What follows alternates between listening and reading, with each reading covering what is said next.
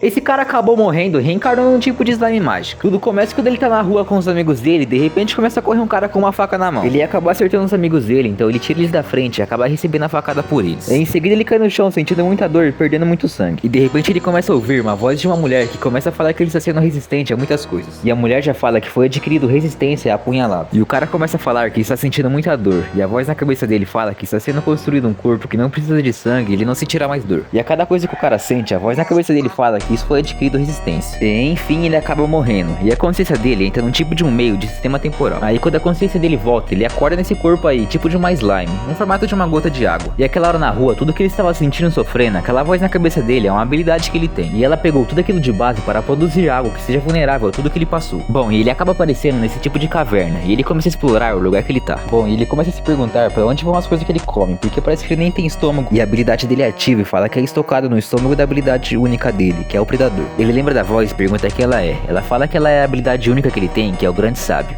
E com a habilidade estabelecida, ele é capaz de reagir com as coisas mais rápido. Então ele pergunta o que essa habilidade de predador faz. E ela fala que ao consumir qualquer objeto, o corpo dele vai analisar e pegar as habilidades que tem daquilo para ele. Tipo a planta que ele comeu, aquela erva é valiosa e usada para pomada e poções de antídoto. E depois disso ele começa a explorar mais a fundo a caverna que ele não conseguiu olhar direito. Então ele sai voando e acaba batendo nesse tipo de barreira.